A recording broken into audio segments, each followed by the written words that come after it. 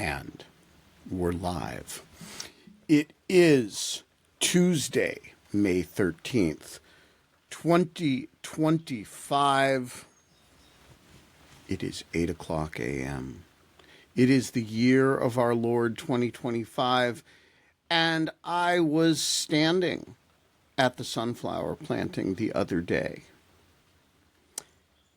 and a gentleman walked up to me, and honestly, he is a friend of Holly's, I believe. And he said to me, I have an idea for your idea of saying something interesting about each day. And he handed me a book that has an interesting historical fact about each day, and is not simply the Wikipedia list, but it's something a little offbeat and weird. And it was by Richard McFarquhar, and I don't remember the name of the book because the book is still in my car because I haven't really unpacked from the sunflower planting yet. But I want to say this is a great idea, and we're going to add to the morning routine an interesting fact from Mr. McFarquhar's book of interesting doodads that happened on any particular day, and I'm excited about it.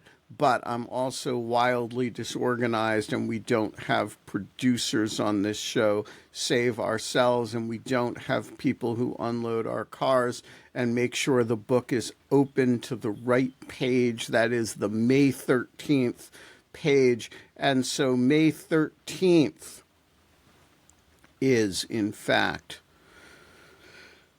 the day that we announce that we're doing this, and that's its historical significance.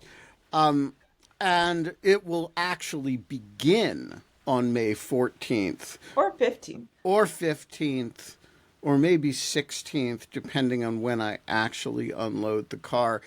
And I want to say that I am not going to apologize for that any more than the president is going to apologize for accepting a Qatari plane. A used plane, I might point out, can't even get us a decent deal where foreign potentates buy us a new plane, got a used 13-year-old plane with a lot of mileage on it. And by the way, it needs work. That's the art of the deal for you. But I'm You're forgetting one important quality of the plane, and which is that after he's not president anymore, if that day ever comes, he gets to keep it according to his rules. Yeah, no, that's right. And all the more reason why he shouldn't be apologetic for it, because he gets to keep the plane. But I am no more apologetic for, not having the book open to the right page than he is about accepting a Qatari plane. And I want to say that, the sun is not shining. And I'm actually happy about that because the sunflowers need a lot of rain, and it's supposed to rain kind of all week. And I'm excited about it. I'm looking at the rain, and everybody else says, gross weather. And I say, good for the sunflowers. And so the sun is not shining. The birds are chirping. It is going to be a great freaking day.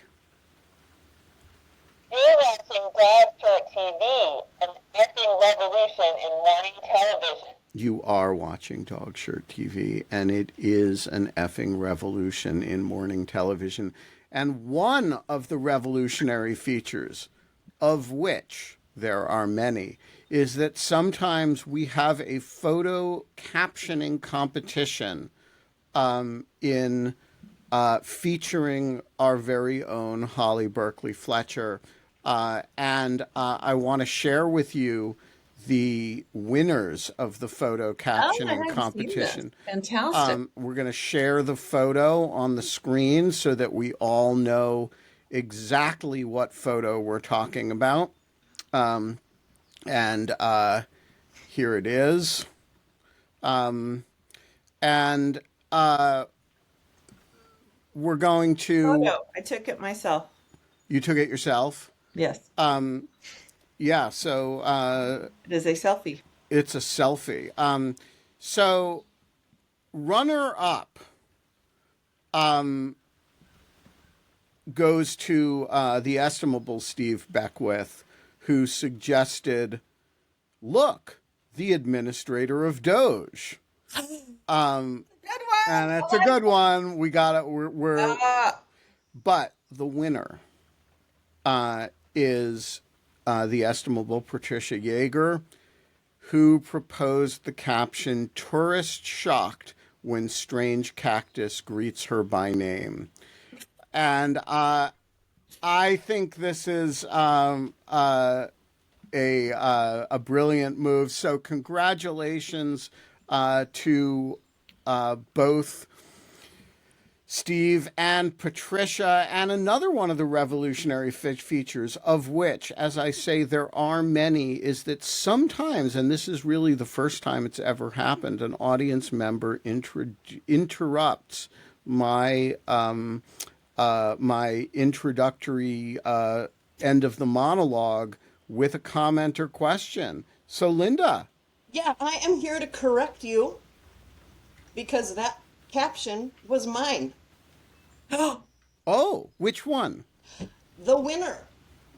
Wow. Oh, we've misidentified the Yes. winner? Yes. That's just like Steve Harvey on the Miss America, that This one. Do is you remember some that? serious Wow. stuff, boy. You are now the new Steve Harvey, Ben. Congrats. Well, I think actually EJ is the new Steve Harvey. You're throwing your son under the bus. Throwing the son Oh, under the bus. Run over him. Back up. Yeah, I'm gonna. We're checking this right now, Oh. and you're right. Linda Hoffman is the winner. So yeah, a third one of the revolutionary features of the show, of which there are many, is that sometimes we just screw up, and we award the victor's laurels to the wrong estimable person. Of course, we will correct this in tonight's dog shirt, because it's actually in this morning's dog shirt that Patricia, and we're going to strip her of the victor's laurels and Not her fault. place them on Linda. I feel like you just send Linda that little cactus you got in Arizona as a prize. Yeah, no, I think there has to be a prize, and there has to be a prize for being wrongly denied the prize.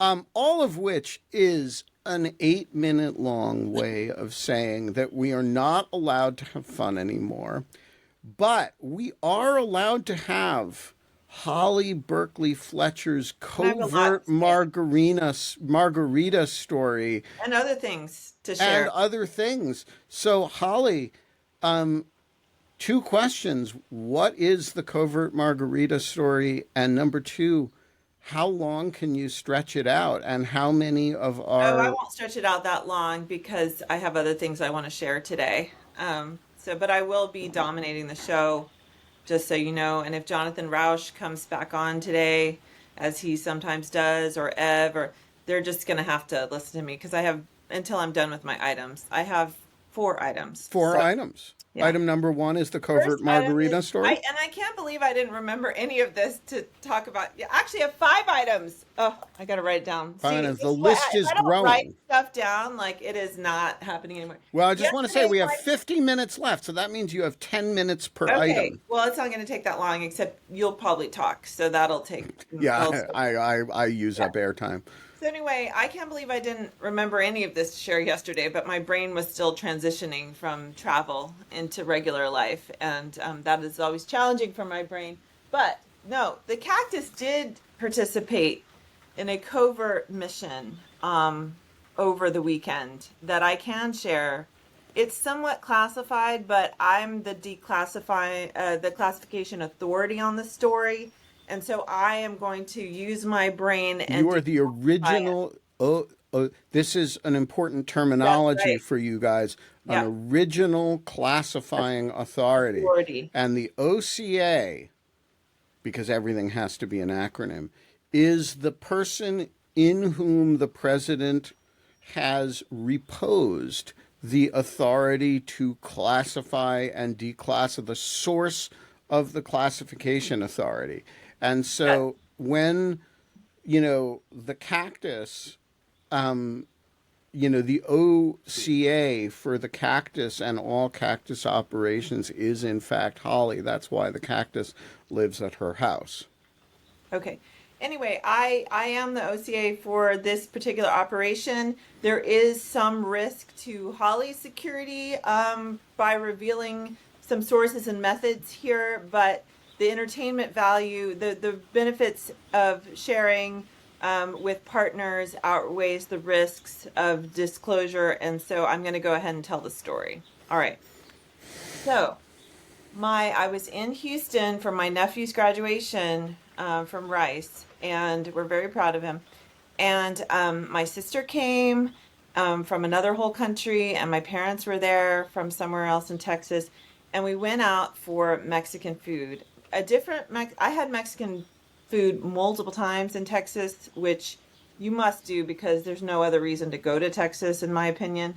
And yeah, no, there isn't. Trust me, I lived there so for a while. I And don't know. Austin, Texas has some attractive features. yeah, it gets really hot. But anyway, Houston has none. Oh my gosh, Houston, I had never really been in Houston before, and that place is not great. Gonna say, really not a great city. Apologies to anyone who is from Texas. Anyway, we went out for Mexican food. And I had had a very hard week, which I won't detail, but it involved attending to multiple ill loved ones, seriously ill loved ones. And it was a very heavy week. I needed to unwind. But my parents are serious militant teetotalers. Like at my wedding, which I paid for and so therefore served alcohol, which was an issue, they wouldn't let anyone at the table at which they were seated drink anything. They like would not. I mean, they are like militant about, well, everything, but they're very militant about alcohol. My mother will not buy cooking wine. They And will, what's the source of the alcohol militancy? Is it a it's religious their thing? Baptist, and back in the before, now it's slipping, but in the for the older generations of Southern Baptists, like you do not drink. Like it is, Did anybody tell Pete Hegseth that? I don't think he's that kind of Baptist, but anyway, it's slipping. But they are basically my parents are basically 1920s fundamentalists. They do play cards, but they're basically 1920s Do they fundamentalists. dance? No, dancing is not allowed. No, absolutely not. All right. So, and I am 50 years old, which is important for me to remember when I interact with them. It's hard to forget, but I am 50 years old, and I have had alcohol in front of them, including at my wedding. It is something that I have done, and I will do. But honestly, I just didn't need any more even potential drama for this particular occasion. I didn't want to make any, I just didn't want to deal. You know what I'm saying? I didn't even want to risk having to deal. So, but I really wanted a margarita because I do not eat Mexican food without especially good Mexican food without a margarita. It just is not right. I mean, I suppose if I needed to, I could eat Mexican food. Like if I needed to, like I couldn't drink for being on a medication, or like if I became an alcoholic and needed to just completely go on the wagon, like I'm sure I could manage, but I generally don't. I just don't. And it had been a hard week. So I was like, I'm going to have a margarita, but I just don't want to create any kind of drama here. So I consulted with the cactus, and we concocted a really brilliant plan, um, involving, we recruited an asset on the spot. His name was Carlos. He was, for an asset recruited on the spot, he was just top notch, gotta say. And how did you recruit an asset in front of your parents? Well, I will tell you. I will tell you. So Carlos was our server. Carlos came to the table and took our drink orders, and I just ordered water. But then when Carlos left, I surreptitiously excused myself, like, I gotta go to the bathroom. I followed Carlos around the corner, and I cornered Carlos, and I said, Carlos, this is probably the strangest request you will ever receive, but just go with me here. I said, I want a margarita. My parents are militant teetotalers, and you're gonna have to conduct a covert operation with me. Carlos did not, like, Carlos barely even blinked. Right, because it was this wasn't even the 10th strangest request I don't he'd think gotten so. that night. Yeah, I don't think so. Carlos was a pro, man. I said, "Can you bring me a margarita that doesn't look like a margarita?" Like, Carlos gets a big tip. and I said, "And you be because assets have to be paid Yeah, well." you gotta take care of your That's assets. one of the things, America, we pay our assets very well. We also appealed to superior values, which I do think was also at play in this particular case. I think margaritas with Mexican food is an American value of high esteem that should be cherished and protected. Yeah. And so Carlos probably understood that assignment as well, but he understood the assignment. He didn't even blink. He said, I'm on it. Don't worry about it. And I was like, all right, Carlos, let's see how this plays. Cactus was there just, Observing. Carlos. He was, Yeah. but it was his plan. He was consulting. Well, and also, somebody has to do the agent support and the Yeah, he did all the payroll. It's a lot of work. Yeah. People don't realize how much paperwork is involved in covert operations, but it is a lot. Well, because you have to create the record for the House and Senate Intelligence Committees Yep. to later attack you with. Yeah. So anyway, a few minutes later, Carlos brought the drinks, which was mainly water, and my margarita just looked like lemonade, or even just cloudy water. I mean, it was definitely not water, but Not salt around the it was rim in a or in. big. I don't know. I think he gave me a double margarita, honestly, because it was in a big glass. He put a lot of ice in it. I Yeah. think that's what he did. He really filled it with ice. He probably put a little extra, maybe, of the lime in it or something. But it was, it was strong enough for my purposes. And nobody knew. Oh, and then I had told him to give me I would pay for that separately. And nobody knew. And then Carlos, later in the dinner, he came back and he asked me if I wanted another lemonade. So, I was like, Carlos, you are knocking this one out of the park. so here's my question. How confident are you that your parents are not going to watch? I mean, you mentioned the risk to Holly's security of disclosure of this operation. Methods. Yes, I mean, it's not just sources and methods. It's the fact of an operation conducted against your parents, and their values. How Well, confident are you that no one is going to see this who's going to be like, Mama Berkley Fletcher and Papa Berkley Fletcher, you've got to see this one. I know you're not dog shirt wearing people, but I don't think they're going to see it. But if they do, the main goal of the operation was to avoid drama in the moment. And I think they're not going to come back at me. Believe me, like, my entire life is offensive to them at this point. Everything well, your I entire write. life is objectively Well, offensive, okay, Holly. there's that. I mean, So, but I virtue don't fight and with them. I mean, if they do come at me, I will remind them of my advanced age and also that I don't really care what they think anymore. Oh Uh, yeah, that's and important. so, but the point of the operation was a success, and that is avoiding drama in the moment. Right. So you don't mind drama in retrospect. Well, I'm just not going to participate. Like if Gotcha. they won't do this, but if they did come at me, I would just basically like I'm not participating in this conversation. All right. I am going to reveal a covert operation on the spot, I'm gonna put him over which here. is this is Operation Chihuahua shirt. Oh, wow. Is that a new one? No, it's the one you gave me. No, I gave you a pug. No, this is the one you gave me. No, I know the one I gave you because I wore it before I gave it to you, and I have photographic proof on your show. I wore the pug shirt that I gave you before I gave it to you on your show. I think the first time I was on your show. Well, I'm going to have to look that up because I thought this was the shirt. I'm pretty sure of the Dog shirt shirt that I bought. confusion. All right, Yeah, no, we will oh, get it's a to the pug. bottom of this It is a beige pug. sure Yeah. as we will correct. That's actually a better shirt, the Chihuahua shirt.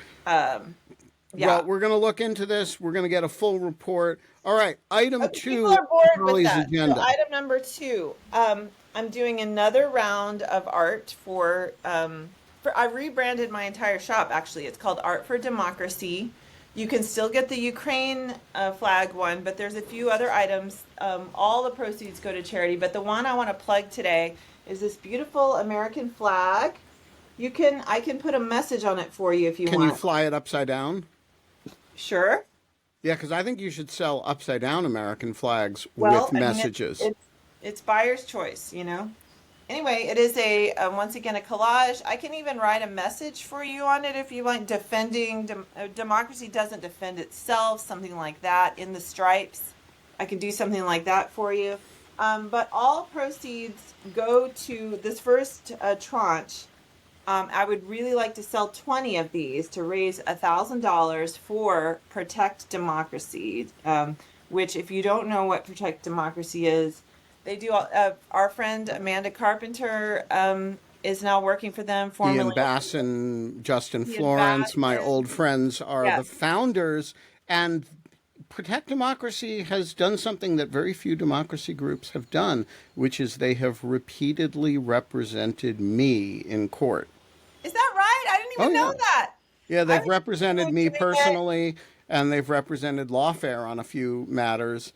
And no, they're great, and they're one of my monthly contributions. I give them money every month, and very, very fond of the Protect Democracy people. Yeah, so I mainly did it because I really So admire pay my their- lawyers, guys. I really admire their work. I thought their work leading up to the election was really crucial. I think that they help people understand, what is going on. They do obviously a lot of different legal work and advocacy. They do a lot of different things. If you don't know about Protect Democracy, go check it out. So the first tranche, it goes to Protect Democracy.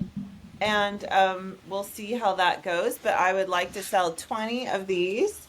And all of the profit margin goes to Protect Democracy. So please share. I'm going to post something about it later today so you can spread the word most easily.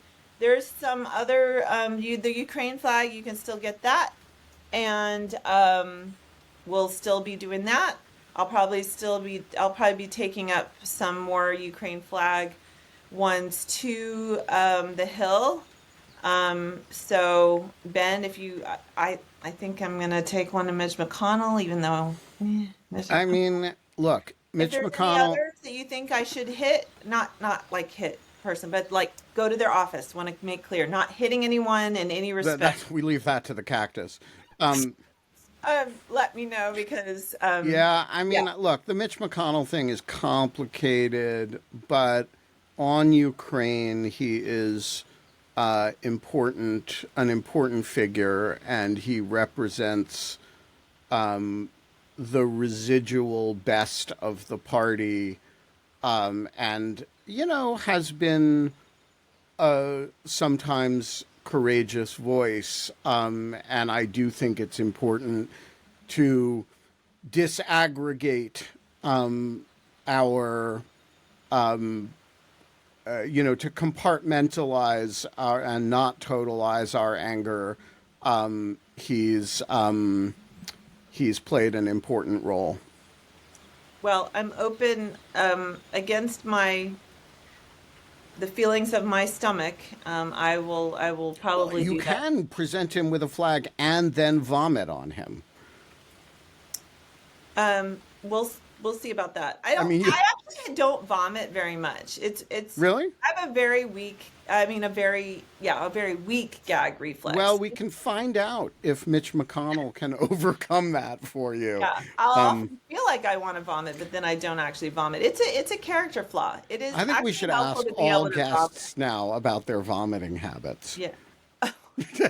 Just I'm it a should be very- like part I'm of a the show. very seldom vomiter. I haven't had. I'm not a lush. So my husband says I would have vomited more if I had had a normal college experience, which I did not. But anyway, I don't vomit very much. That's All okay. right, item number 3 on You don't the. hear about vomit? Okay, item number 3. This is exciting. for By me. the way, the vomit was extra here. That was not on Holly's agenda, but Yeah, that was a we side have a little note. bit of TMI on the vomiting in the vomiting department. This is the item number 3 is the last Holly ego item, and then I have news items that I want to discuss. This is very exciting for me, guys. I received last week while I was out a starred review for my book on Publishers Weekly, and this is very exciting because I am pretty much unknown. You know me, and so that makes you extra special. But most people don't know who I am, and yet I'm going to be trying to sell a book. So to have an early starred review from Publishers Weekly, which is the industry, they review 10,000 books a year. There's only about 500 star reviews a year, just to give you some context. And it's really important because there are 2 entities that do this. One is Publishers Weekly and the other is Kirkus. And the starred review affects things like bookstore purchases. Yeah. And so it's not read by the general public. It's not where anybody goes to figure out what books they're going to read, but it is where bookstores go to figure out how many Holly books are we going to order and are we going to put them on, back in the back room with the remainders of the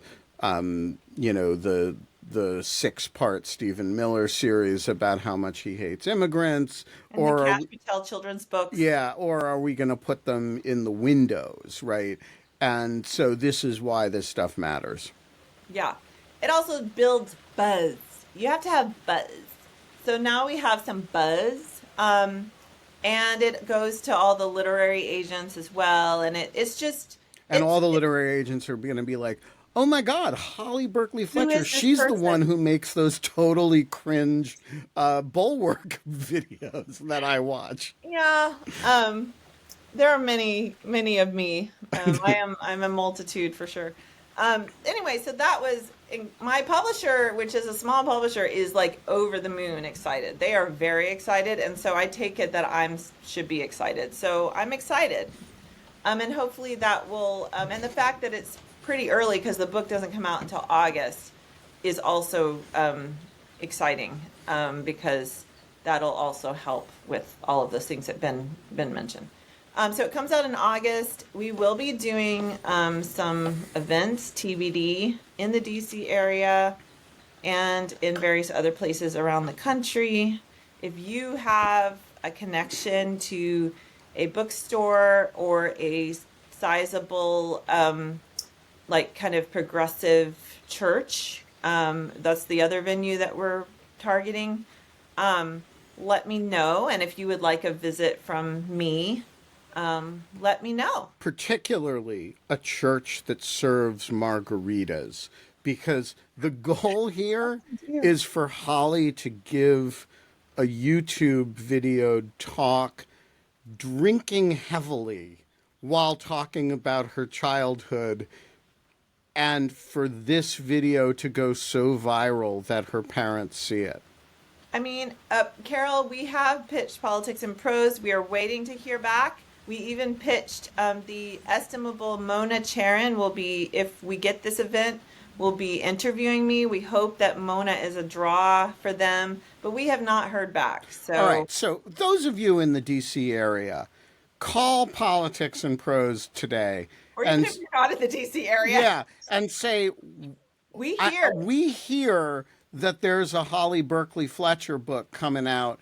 When is the Politics and Prose event with her? I don't see it on the schedule.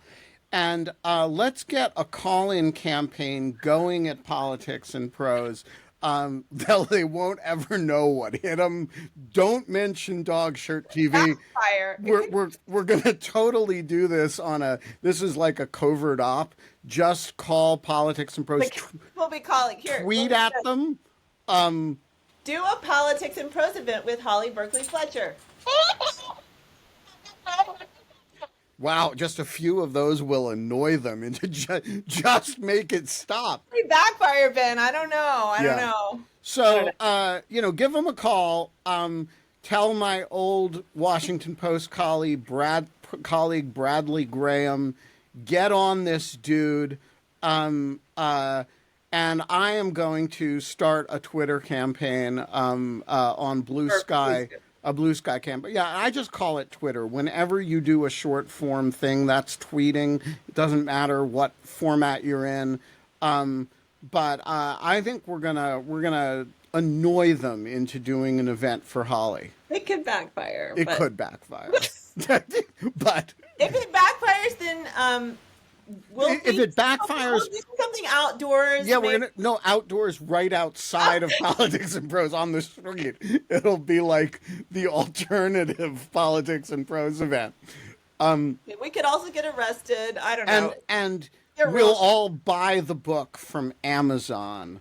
No, how about bookshop.org? Or even better, come with a suitcase of books and you buy them directly from me. Yeah, exactly. It'll be like, don't buy them from Politics and Prose, and we'll do it right outside Politics and Prose. So, let it never be said, we do not use our powers of annoyance and persuasion and that sort of thing. Okay, item number 4 on... We are now moving on from Holly ego trips to the world. So everyone may have seen that yesterday, 59 South African refugees arrived at Dulles. And I don't know if you're following this, but there are so many problems with this story. I have talked about before just the false narrative of white Afrikaner persecution in South Africa. I'm going to review those facts very closely. Just review of South African history, hundreds and hundreds of years of white Afrikaners oppressing black people in South Africa, which only ended 30 years ago. There is still massive economic disparity that favors white people, even though the black government, even though the government is, in the hands of the ANC, the African National Congress. It takes a long time to address particularly structural economic disparity like that. So as a collective, white South Africans are by far more privileged than black South Africans. Now, they are not, their land is not being forcibly taken. Yeah, so what is the actual grievance here, to the extent there's Trump keeps using the word genocide. Let's assume they're not being murdered. Well, they are in some cases, but they're not being targeted. They're being murdered because South Africa has very high crime. Right, but that's not genocide. I'm sorry. No, it's not government directed. What is the grievance, to the extent that you can, what is the policy of the government or the activities of organized groups directed at white South Africans that they're There's objecting to? there's not, well, ultimately, Ben, they object to the end of apartheid. So that's a problem. A lot of them do. But more immediately, they have some objection to legislation. It's actually not even through yet. It's being reviewed by the courts. That basically is an eminent domain law. Okay, it does not forcibly seize without compensation land from anyone. It is basically an eminent domain law. It allows the government in some cases, and they've been doing this for some years, mostly in cases where land or buildings or urban tracts are not being used, or they are looked to be abandoned. But they are not there is not even one case of a farm being forcibly seized Zimbabwe style. The comparison is often thrown around. So if you don't know what that is, you can look it up. But Zimbabwe style, where you just basically thugs come in, take the land, and throw out, the white farmers, and they lose their farm forcibly and even with violence. That is not happening. There is not even one case of that. Now, there are cases of white farmers being murdered on their farms. And what that is crime, which is a problem in South Africa. And many of these farms are quite isolated. Again, huge economic disparities. So when people know that the white people are the ones that have the money, you see this, growing up in Kenya, white people of all kinds were targeted because that's who has the money. So white farmers have been murdered on their farms. There was another recent case in Limpopo province.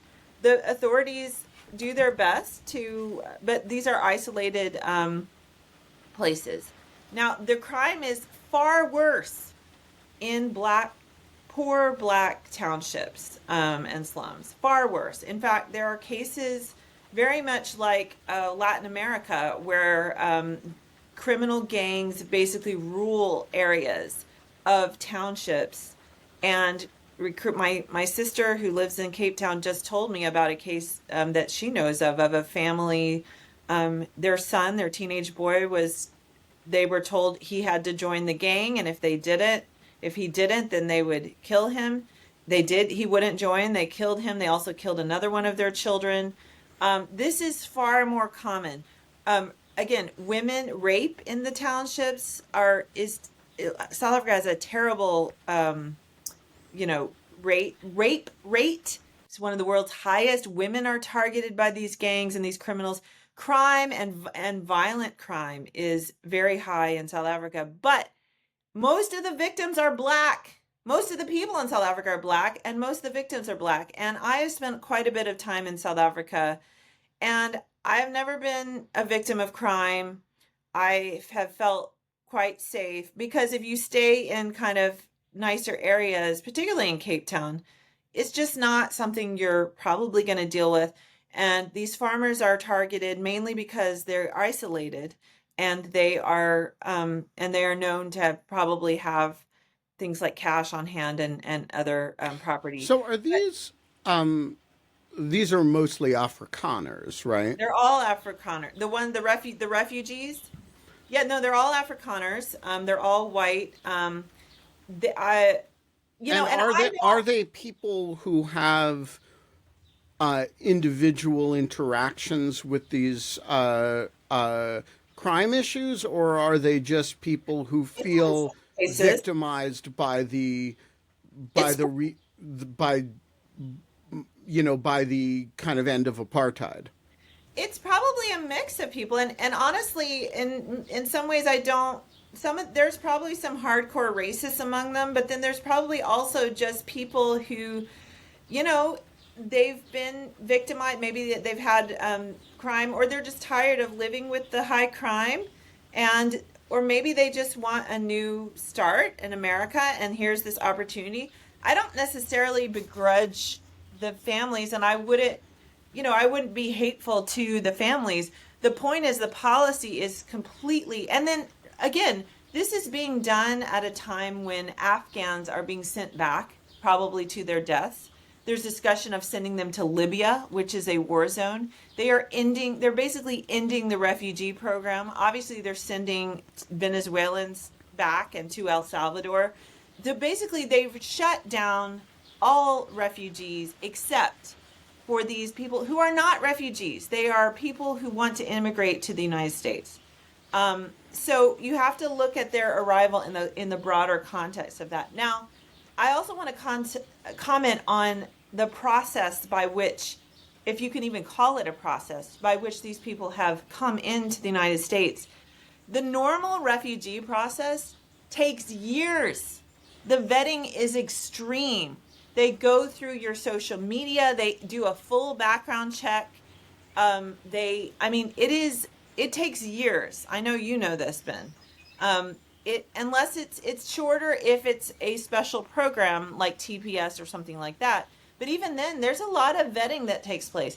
These people have apparently not been vetted at all. My sister tells me that in South Africa, the government of South Africa has no idea who these people are. They have not been consulted in any respect. Nobody knows. As far as I can tell, there's been no vetting of them. For sure, again, do you think their social media has been looked at and maybe virulent racists have been weeded out? No, I do not think so. And is your impression that that this is driven by Elon Musk and his family, or is this how does this pathology get into Donald Trump's head? So this goes back to the first term, and I think I've told you this story before. I was working on South Africa at the time, in the agency, and when Trump came in the first time in 2017, the Bad News Afrikaner group, which is called AfroForum, they did a whole road show in Washington and New York. They met with Fox News, they met with The Hill, they got a White House meeting. Tucker had a whole feature on his show, and that put it in his mind back then. And it was the same. This narrative has been out there for a very long time. The white people are being targeted. Their farms are being stolen by the government. They're being murdered. This is all government sanctioned. So that narrative has been out there a long time, and Trump seized on it in his first term. And in fact, his very first public utterance on Africa was Afrikaner propaganda in 2017. And it created a big diplomatic shit show back then. There were efforts within the government to try to correct his impressions that did not go anywhere. He was not receptive to analysis. I'll just leave it there. So this long not predates his relationship with Elon. Yes. But Elon Musk, I'm sure Elon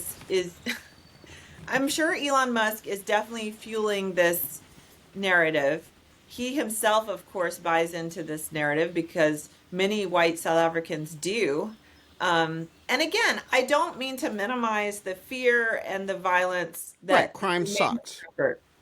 The crime is bad. And again, being on a large farm in a rural area, you're even more isolated and vulnerable than you are in an urban area. And then just anywhere. But again, crime disproportionately harms poor blacks in South Africa rather than whites, who are, as a collective, far more economically privileged than black South Africans. Yeah. So all right.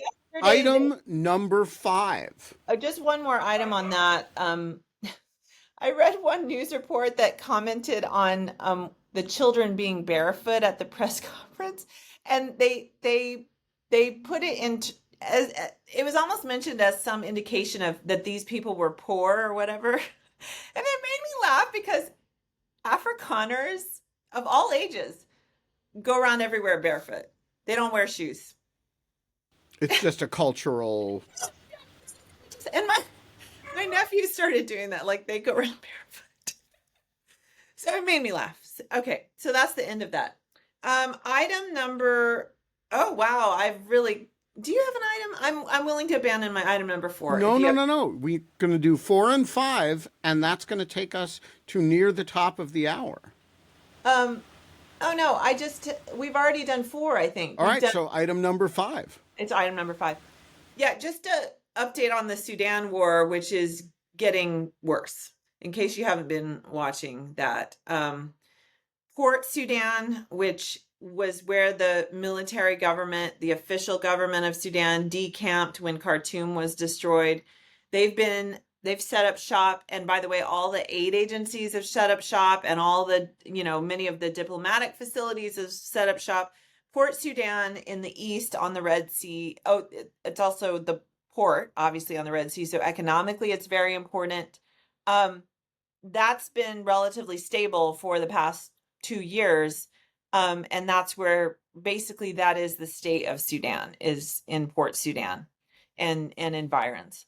And in the last week, the paramilitary, the RSF, has started bombing Port Sudan using drones very successfully. Where are they getting the drones? From the UAE? Yeah.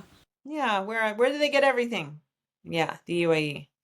So this is terrible news because it affects the aid community. I mean, this has been the one way that they've been able to they've been doing some over the border from Chad into Darfur, which is on land, but it's fraught. The Port Sudan has been crucial in moving aid, and also for just any kind of, there's really no stability. So that's a very bad development that I wanted to mention. All right. And South Sudan? South Sudan continues to circle the drain. There hasn't been any major developments there. There's been more firings of security officials. He's always shuffling the decks, the president. And yeah, no, that's not good either. And there's increasing confluence between the two conflicts because both sides in Sudan have recruited, and now RSF has actually assisted the rebels in South Sudan. So the two conflicts are sort of becoming enmeshed. And if the South Sudanese government falls, or if the fighting really escalates there, that's going to be even worse. So it's really, it's a CF. It's definitely a CF. All right.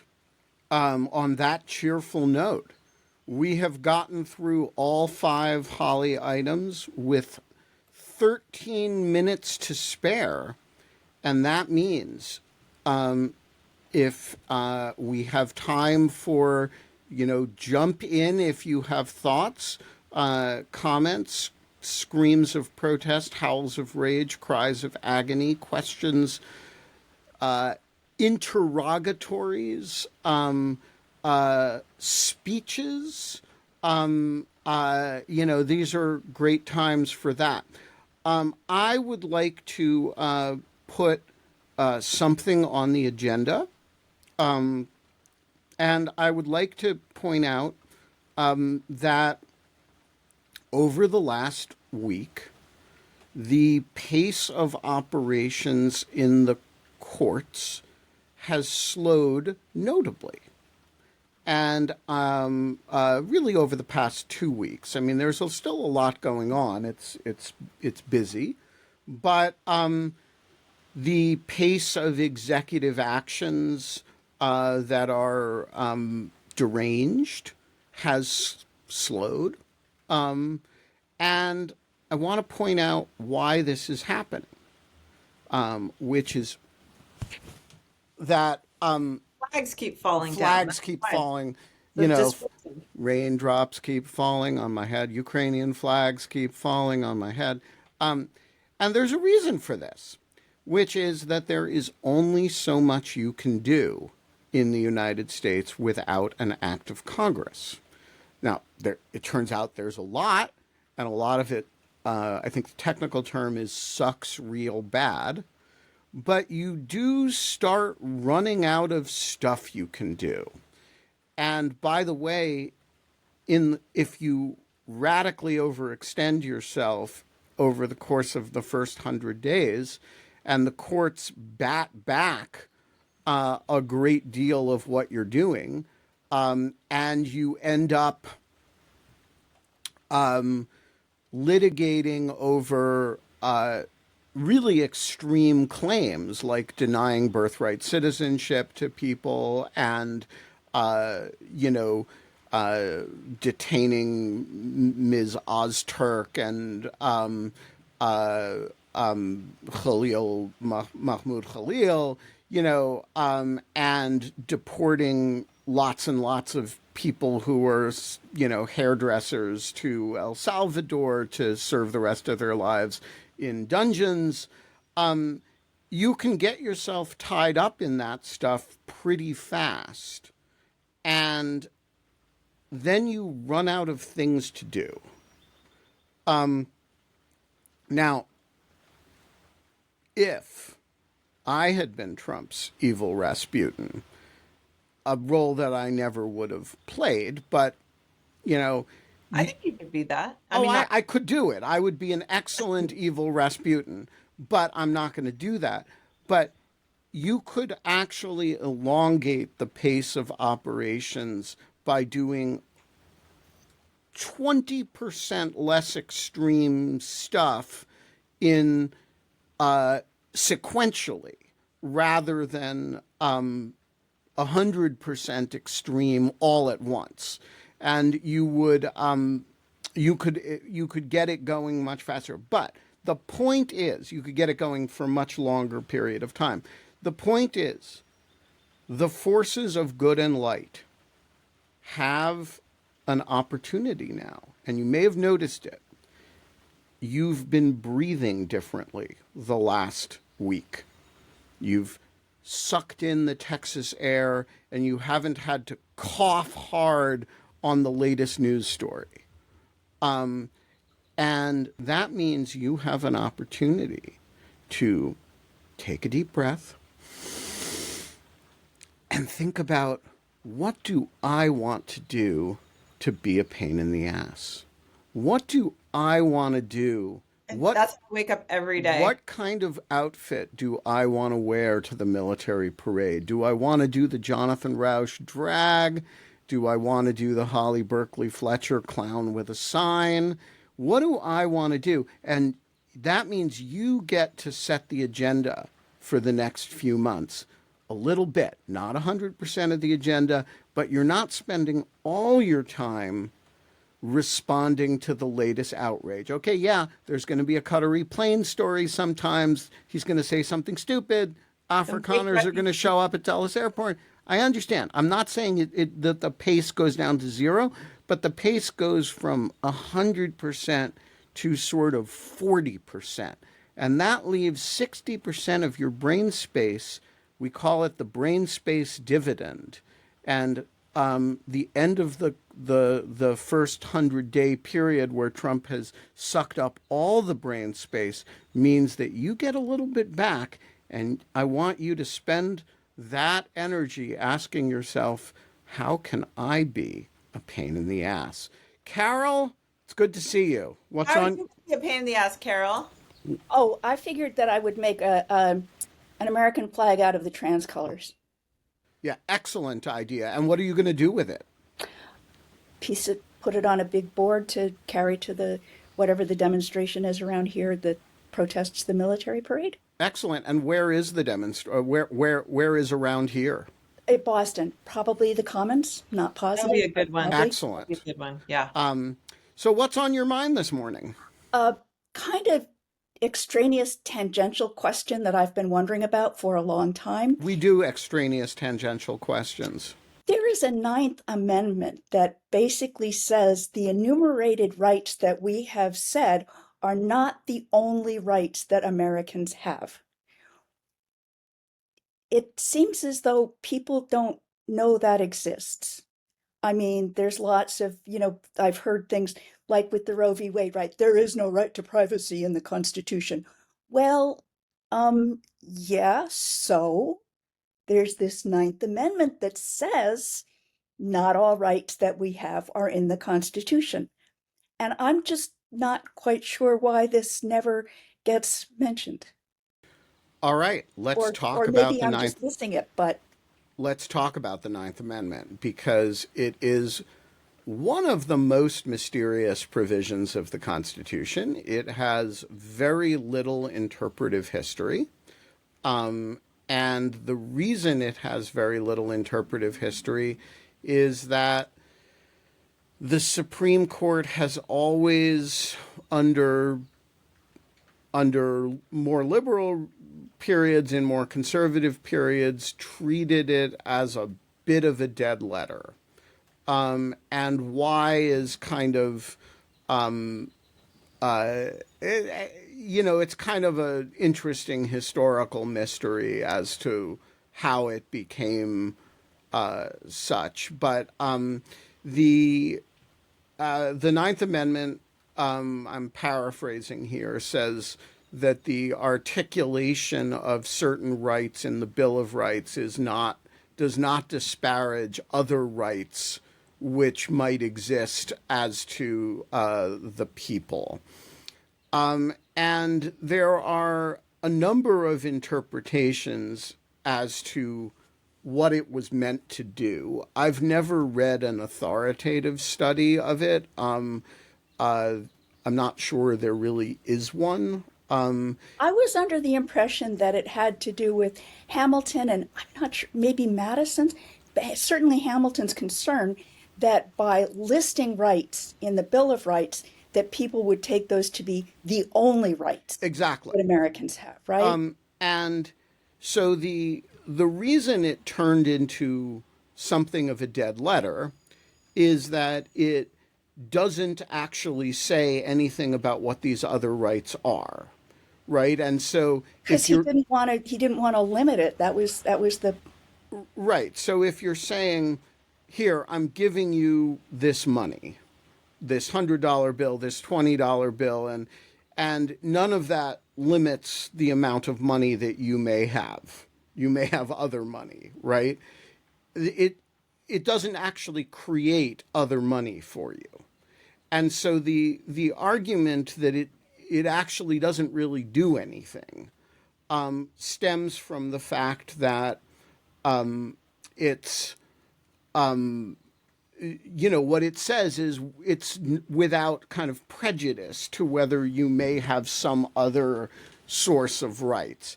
Now, there is one other obvious source of rights, of course, which is state law. And in certain states, that meant the right to own slaves. In certain other states, over the course of the 19th century, particularly after the admission of the state of Wyoming, it meant women's suffrage. But it doesn't actually create any rights itself. It merely says the fact that we're listing 10, by which they meant 12, doesn't answer the question of whether there are more. Now, the other side of that. I just would have thought things like bodily autonomy would have been so necessarily part of what anybody would expect. So that's the other side of the argument, which is that in the more liberal interpretation, and this would be, for example, this is articulated in John Hart Ely's work. The idea that there is a repository of other rights that's kind of latent in the Ninth Amendment is a long-standing theory that justifies things like, a lot of what the court has done under the rubric of substantive due process really has its origins in the idea of unenumerated rights in the Ninth Amendment. Now, the court has not, and by the way, there's a parallel discussion in the Privileges and Immunities Clause of the 14th Amendment, which says basically that no state shall deprive people of the privileges and immunities of being citizens of the United States. And so the argument is, hey, you have one of the Bill of Rights that says there are these other rights, and you have a part of the 14th Amendment that says no state shall, disparage the privileges and immunities of a citizen of the United States. You put those two together and you get a body of unenumerated rights that the Supreme Court may be allowed to divine. Now, the Supreme Court Getting to see the problem. in a case shortly after the Civil War said, forget about it with respect to the Privileges and Immunities Clause. And kind of having done that, had to recreate it through substantive due process over the course of the 20th century. But yeah, the cleaner way is, as you say, there's this pretty open-ended sounding language in the Ninth Amendment, and then there's application of it or of whatever federal rights you may have to the states through the Privileges and Immunities Clause. And that is a long-running argument in the sort of more liberal worlds of constitutional interpretation. Now, the conservative response to that is, so you're saying that that we have whatever rights the Supreme Court makes up and they're enforceable against the states? No thanks. And that argument has, I would say, mostly prevailed. But there are these big exceptions to it that, get made up through, again, mostly through substantive due process and then applied to the states. And so I think it's, it's an ongoing argument, and you're not wrong to see the Ninth Amendment as one of the textual sources of that argument. Folks, we are going to leave it there. I'm hampered by not having a legal mind. All I have is logic, and it is of limited usefulness.